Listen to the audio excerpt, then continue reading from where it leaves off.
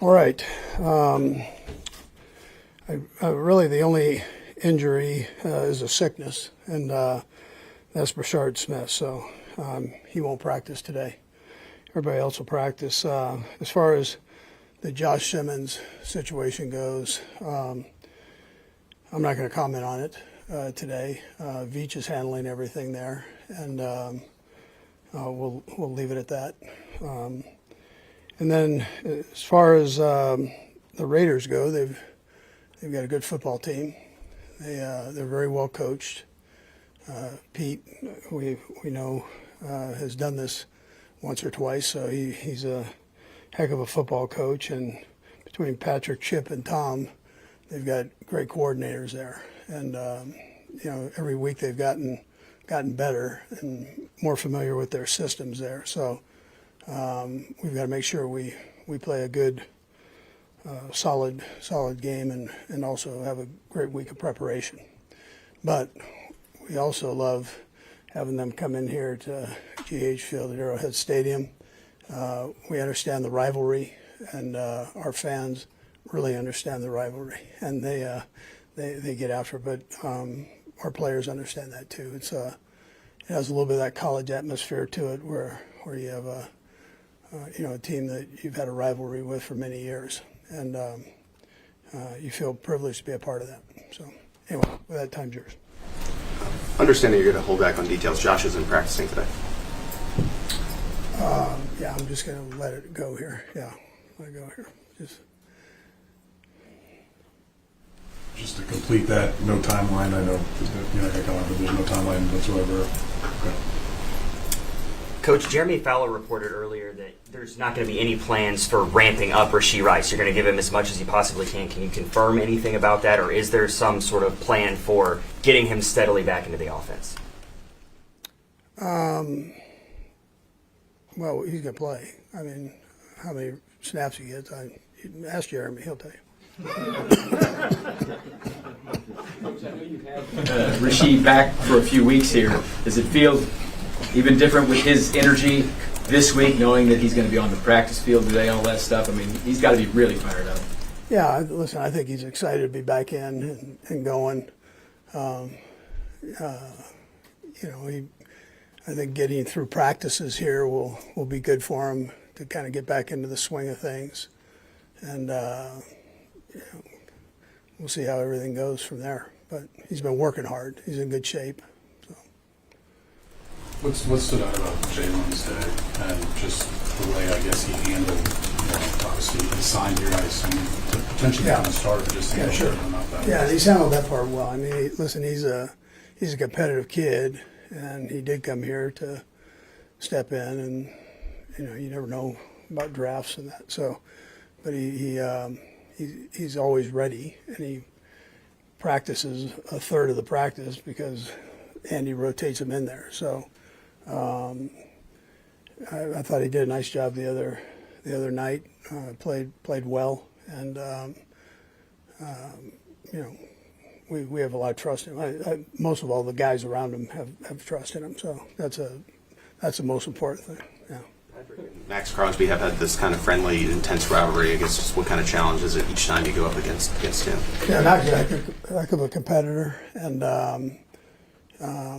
he's 100 miles an hour every play. I'm sure he's that way in practice. He goes and goes, and and he and Patrick, I think they're friends actually, and they compete against each other, and that's the beauty of the sport. You have an opportunity to do that. So I mean, he'll be there for sure. Coach, what did you look at the metrics or the eye test and tell you that this offensive line seems to be gelling and playing really well together as a group? Has it surprised you how quickly it seems like this group kind of gelled together? Yeah, I thought just snaps were important, game snaps. I mean, when you can work it in training camp, you can do all that. It's important for that, but that just builds a foundation. But you've got to get in and you got to play. You got to see the different looks, and that's helped these guys. So yeah, communication. I mean, Which Creed does a great job. Creed is a transmitter there, so he's got to get the right side and the left side coordinated, and he does a great job of that. We talked about the players being excited, Rasheed being excited. How excited are you to be able to maybe put some things into the offense that are just designed around Rice specifically? Yeah, it's great to have him back, but he's fresh here, so we'll see how he does. He's a good football player, and as a coach, I always welcome that for sure. We just want to get him back in the swing here, so see how he does. Coach, it seems like every game has a different guy that produces for you. You got Hollywood, you got Taekwondo in one game. How refreshing is it for you to understand like these guys don't have egos and they go out and cheer for each other? Well, in particular at that position because there's so many of them. So there's one ball, and somebody isn't going to get it every. Four of them aren't going to get it every snap. So they've got to. They've got to check that ego at the door, and I appreciate that. And then when they do get opportunities, I appreciate the way they handle that too. They're good football players. Hollywood did have a really good game, and he's made a couple the last 2 weeks or so. He's made some catches that are really incredible catches. So tough kid too. He's not very big. He's tougher than shoe leather there. So. Those guys, I guess, are using the phrase "everybody's got to eat." You heard that one going around, and that's kind of their mantra. Everybody's got to eat in the wide receiver room and offense. Yeah, so they don't worry about that with me. What characteristics are there with Pete's teams? You've competed with him over the years. What does he bring to the Raiders? Yeah, toughness. There's a toughness. He's got a great scheme too, but there's a toughness that he brings and energy. Yeah. In terms of Rasheed and all that he brings, I guess, what does he do to unlock maybe every other part of the offense? Yeah, I mean, listen, the guy's he's unique because of his size and ability after the catch to play physical, and so you've got some speed guys and smaller guys, and then he and Juju are kind of similar body types and game types, so the way they play their game. But he gives you flexibility, yeah. And the guys feed off of that. They love the kid, so it's a win-win either way. That's to add him into the mix. Last one, Coach, Matt's name is coming up. Matt Nagy's name is coming up. As a possible head coaching candidate. I'm just curious, how do you handle that in season? Is that something where people are calling you and you're taking those calls? And I know you always promote your guys, but does it come up in the middle of the week? Yeah, they haven't. No. Nobody's called, but I'm his biggest fan, so Spags likewise. So listen, if they have that opportunity, more power to them. But I haven't been talking. I don't talk to many people during the season. I don't read anything, so it's all. I hope he gets that opportunity for sure. Tremendous coach and person. So. Thanks, Coach. Yep.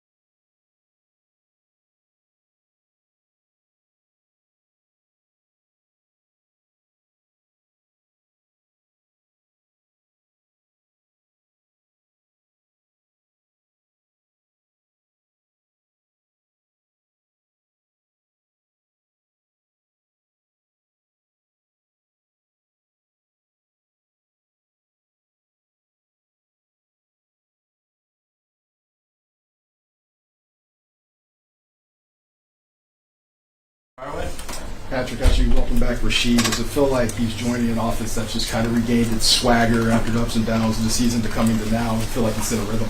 I mean, yeah, for sure. I mean, I think we've gotten better and better. And adding guys like Xavier back and then getting Reid back will just continue to hopefully improve what we can do. And so I think all you can ask for is to get better each and every week, and I feel like we're doing that. How much do you expect out of Reid, or how much does he expect out of himself? Yeah, I mean, he's going to be out there every single play. I mean, that's just the mentality that he has. I think it's going to be our job as teammates and coaches to kind of build him back the right way. But it's going to be hard to keep him off the field for sure. Patrick, it seems like you and Max Crosby have an interesting relationship, friends kind of off the field and intense on. Can you describe that relationship you guys have off and then what it means to see him on the field? Yeah, I mean, it's a ton of respect. I mean, like you said, I mean, when I talk to him outside of football, it's like we're friends. You wouldn't even see what happens on the football field. But, I mean, he's the type of competitor like me. It's like when you get on that football field, it's whatever it takes to win. And you're going to leave everything on the football field. And I have a ton of respect for that. I mean, those are the guys that you want on your team because they play with that mentality. And he's trying to do that and build that culture there. And so I know when we step across that line and you get on that football field, it's going to take your best effort to find a way to go up against that guy. After you talked to that in Brazil about kind of his shirt looked a little bit loose on him, I just wondered if there was a time this offseason where you noticed that physically he was looking different. Yeah, I mean, you can see it from the first day OTAs. I mean, obviously, like I play golf with them and stuff like that, but you don't know until you kind of get out here and you start moving around. And so I think right when you got to OTAs and you saw him and going through workouts, you could see that his body was in good shape and he was moving a little faster than he even was the year before. And I could tell just from the mentality that he had that he was going out there to prove something, and he's done a great job starting off this year. What do you think of his shape this past game? You said his shape or his shake? Oh, his shake? Okay. No, yeah, it's Hakeem Olajuwon shake. Yeah, no, he still got it, man. He's got the vet moves, you know. When you get up there a little older, you know how to use other guys' athleticism against them. And I feel like I have a couple of those as well. Maybe not the shake yet. I'm about to learn that one from him. Patrick, I remember in 2022, you saying that whoever was open was going to get the ball. How much of that year, and I know you won the MVP, you guys went on to win the Super Bowl, but it was a collective group, right, in terms of the passing attack. How much of that season can inform you and prepare you to add another guy back when you have so many what appears to be available options? Yeah, no, for sure. It's I think the guys just know that. They know if they get open, I'm going to throw them the football. It doesn't matter who it is. If you're getting open to the football field, you're going to get the football in your hands. And so I think the room is going to help out a ton with that. I mean, they have a lot of guys that truly care about each other and truly want each other to succeed. And it's a good problem to have that many talented guys in the room. But Coach Reid, Nags, they'll do a great job of calling different plays for different guys. And they'll keep defenses guessing because they won't know exactly where the football is going to go. What are you seeing just the trickle-down effect of having Rashid back on the rest of the room? Is it easier for other guys to settle into roles when you have the full allotment there? Yeah, and I think those guys work so hard to be their best. I mean, from training camp OTAs on, and I mean, I know they're going out there and trying to do what they can without Rashid there, but they want their guy there. They want one of their teammates there that worked his tail off to be in that position. And so I think just having them in that room, you can just tell those guys are energized and they're ready to go, and they want to showcase who they are as a complete room. And they've done a great job so far this year, and I think it's going to get even better with Rashid now. On the field scheme-wise, do you notice you have more advantageous matchups maybe elsewhere on the field, even if Rashid's not the guy you're throwing to? I'm sure there will be. I mean, I think you saw even this last week against the Lions with the speed that we had with Taekwon and with Xavier and Hollywood. Sometimes those guys underneath are getting open a lot more. And, I mean, adding Rashid there and him catching those balls underneath and then him with his yak and able to make stuff happen is going to force defense to choose. Like, are you going to sit back and let us throw stuff underneath, or are you going to come up and have to deal with all that speed running down the field? And so that's a good problem to showcase towards defenses. Patrick, you guys have dug out of a couple of holes, 0-2, 2-3, you get back to 500. Is there, any fear that, you kind of let down, like, okay, we're where we thought we would be, and you need to motivate everybody? It was the first thing Coach Reid said. It was about showing consistency. That's something that's super important in this league. You can have highs and lows and stuff like that. This is a long NFL season. It's about who can be the most consistent week in and week out. And so that's something that we have to be better at. We've showcased that we can play against anybody, but we've also showcased that we can make mistakes and lose against anybody. And so for us, it's about going out there and playing our best football every single week, getting better at practice today, and continue that throughout the week so to go up against a Raiders team that's hungry, and that it's always going to be a tight, contested football game. You mentioned a couple of times in here about needing to trust your line more, and you seem to have that trust even with Jalen stepping in. Did you consciously come out of the huddle going, okay, I'm good, or is it just something that you get in the flow of the game and it happens? No, I think it's just I know the work that Jalen's put in.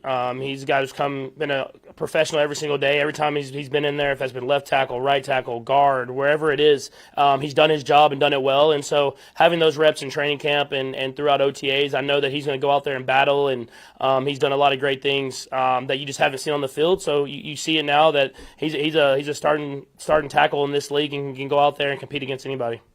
Patrick, what's the difference in prepping for a noon game? You guys play so many either prime time or late afternoon games.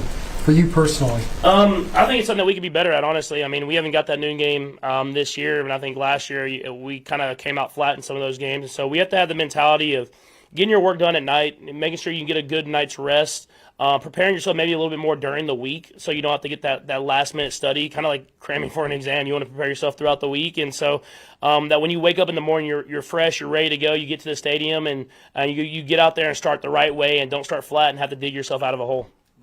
Patrick, I know this continues week to week, but between the way the line's playing and the way your receiver options are coming together, do you feel sort of as much kind of comfort and trust as you felt for a couple of years at this point? Excuse me. Yeah, no, I've felt good these last few weeks especially, and I think that it all starts with the offensive line. When they're blocking the way they're blocking, it gives me a lot of confidence to sit in the pocket and make these throws down the field, and then when that's not open, hit the guys underneath and let them make plays happen. And so that's about you to continue to steadily build on that. I have to continue to get better and better and look at the tape, learn from even when we're having success, learn from the mistakes that we make, and that's what I'll try to continue to do throughout the rest of the season. Has it felt more like a different sense of that with all that stuff going at once than maybe it has for a while, or yeah, and I think obviously when you start bad, you kind of don't have the room for error, so you have to stay on top of everything, and so sometimes wins can almost like hide some of the flaws that you have throughout the team, and when you lose, you really take a deep look at what you can get better and better at. And so for us, it's about accepting that challenge of now that we're having a little bit of success, still looking at the film the same way, and then going out there and competing and getting better each and every week. Patrick, I understand Sunday before kickoff was a bit unusual with Josh, but since then, have you been able to communicate with him, and is there any message you have for him at this point, given just the unusual nature of this? Yeah, I'll keep conversations kind of between us, but it's I'm always praying for him. I'm praying for all my teammates, so I'm always praying for them, and I'll just keep everything else kind of private to us. Non-Chiefs question. The tortillas out of Tech, I know you're a proud Red Raider. It was a bit of a kerfuffle at the end of the KU game. The coaches were kind of talking about that. There's a rule in place now. What are your thoughts about trying to figure out what they're supposed to do with that? I'll stay in line with Coach McGuire. I love the tortillas and throwing the tortillas, and doing that at the first kickoff is awesome, but whenever it hurts the team, you don't want to do that. But I love the passionate fan base that the Red Raiders have, and I love how the Red Raiders are playing football right now. And so just keep it to not getting penalties on game day that could hurt the team, and then go out there and continue to win football games. Can you talk about playing an AFC West team, and while the Raiders have moved a lot, it's still the Raiders? Oh, 100%. You feel that when you step in the building during Raider Week. It's I always said it doesn't matter if you're doing good, they're doing good, both doing bad. This game, it means more to everybody. Everybody that's playing in the game, both sides of the football, and so you have to have that mentality. It's a true rivalry game. You don't have a lot of those in the NFL, and I'm blessed to be a part of it because it really does bring out the best in both teams.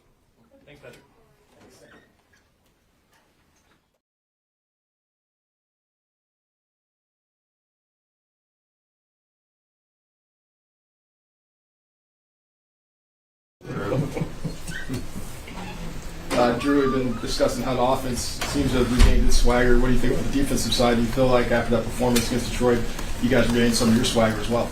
Well, I thought we played good in a lot of areas. I thought there was a little bit of leakiness in the run game in the first half, but I think the message is just consistency and execution and energy, and we'll certainly have to do that this week against a division opponent. When you're going through that first drive that took so long like that, have you put that one away and kind of bounce back throughout the rest of the game? Because that couldn't have been fun to be out there for nearly 10 minutes on that drive. Well, they certainly believe they had a good script. They obviously did. They took it 16 plays down the field, took the ball after winning the toss, and had a really good first drive there. Fortunately, we were able to get off the field there and kind of force a field goal. But yeah, we wanted to definitely not spend 16 plays on the opening drive. We've seen the NFL, shift and change in terms of what offenses are trying to do. It seems like now a lot of teams are playing under center, 2 tight ends, maybe having an extra lineman. That obviously requires 3 linebackers. What can you tell from being on the team now, 3 years, having Leo, having Nick, that allows you guys to function well when a team is looking to get more linebackers on the field than usual? Well, we have athletic backers, and they've historically had that here. Leo provides us obviously a ton of flexibility. He's able to go and play on the down as a defensive end sometimes. Will put me on the other edge sometimes. Nick's obviously a great player in the middle, and so we just have a lot of different pieces within the defense that we can move and operate and do different things with. And so when teams are trying to create matchups, that's really all the NFL is. We can present some challenges because we can have guys out there versus zebra, 11 personnel, or we can have base out there versus 12, 13, XL, whatever you want. And so I think the matchup problems are there. Spags, he does such a great job of, over the years, a lot of teams have success first 1 or 2 drives, but he ratchets it up and makes changes. How is he able to do that? Well, I mean, there's a lot of good offensive coordinators, and teams spend a lot of time on what we call their first 15, and so they're obviously studying our tape, seeing what are the holes, what are the big plays we've given up on defense, and they attack the concepts we do early in that first drive. And then as we see what they're trying to do to us schematically, we're able to make those adjustments on the sideline at halftime and perform strong down the stretch. But ultimately, we want to come out the gates, executing at a high level. You mentioned specifically that the Lions took the ball. I mean, the standard procedure now is to defer to try to get what you guys got. Last score and the first score with the half. Did that resonate with the defense? Like, hey, they're not doing what they're supposed to do. This is kind of they're kind of sticking it to us, or no, is it just like, hey, we're up first? Well, I mean, I was out there and I was shocked when Jared was like, we'll take the ball. And I was like, okay. And so, yeah, you're fired up a little bit. You're going back sideline and said they want the ball. And so we would obviously like to get off the field better. They made a good first drive, but it definitely makes you a little edgy. You mentioned, Jared, that the play that got called back, the touchdown got called back, that's a pretty obscure rule. Did you know the rule precisely on? So, yeah, if you're under center, you have to, reset. I guess it's like a tight end who maybe is on the ball. The receiver motions over, and maybe the tight end shifts off. Everybody kind of has to reset for a second. And so, yeah, it's part of the rule. But you knew it going in, though? I mean, I didn't know the specifics of that, but being under center, I know if you're on the line, you have to reset yourself off the line.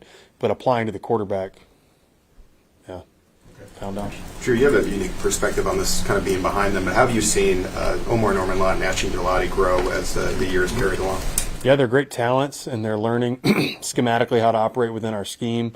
Obviously, 2 very explosive players. Ashton's very strong. Omar as well. Omar has great get off there on the interior.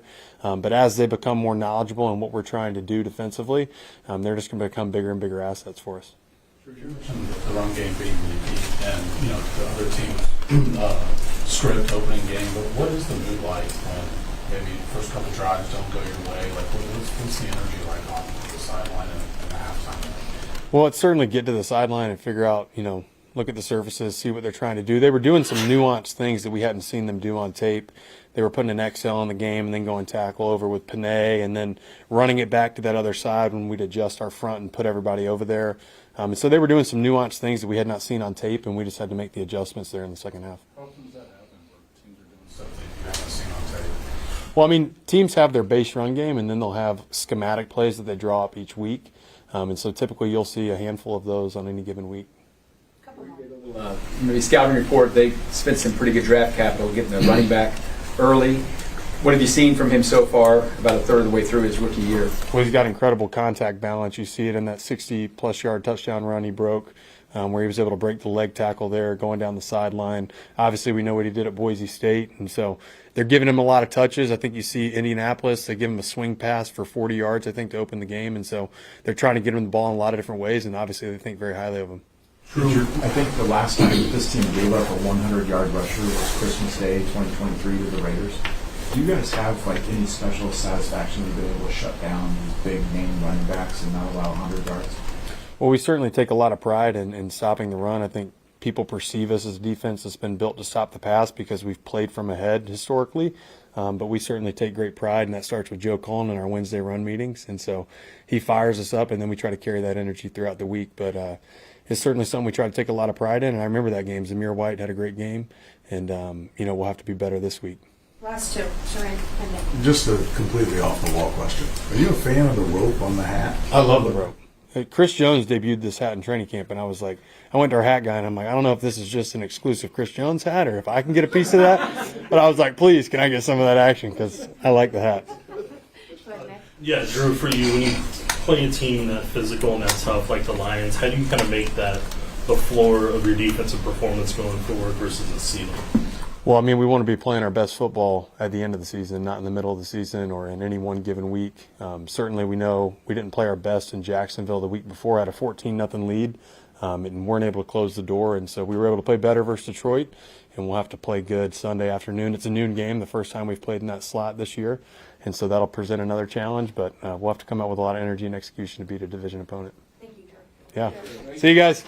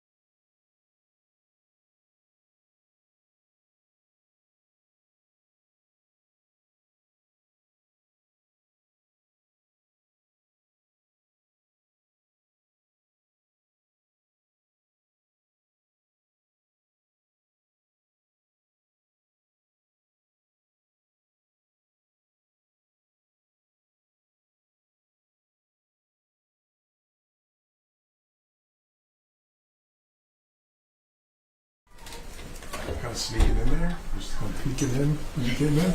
I just have to see the room, see what it's looking like. Oh yeah, Rasheed's our guy. I mean, like Coach Reid said, the room's really close. So I mean, just having him back in the building is just good to have him around. What do you think he's going to do for the offense, getting him back on the field? It's just another threat. Like he said, everybody eats. I feel like it's just more eyes go on somebody else. I mean, I feel like everybody in this offense can make a play or go win on one-on-one. So it's just another explosive guy on the offense. Does it feel like, I mean, I think even your first OTAs, you had like a hamstring or something were kind of out that like, this has kind of been the vision to get you and Hollywood and Rashi out there all together, and it hasn't happened. Does it feel like there's a part of this offense that's not been seen yet? Shoot, man, we all don't know at this point, but I mean, just finally getting to play together all together. I mean, we talked about it a long time ago, and just finally getting an opportunity. I mean, we're gonna see what it turns out to be. Xavier, how's your shoulder feeling since week one? I feel all right. I don't even realize the shoulder there. It's like it's messed up. A couple more. Anybody? What about just playing the Raiders? Just what are you seeing from them and just the rivalry week?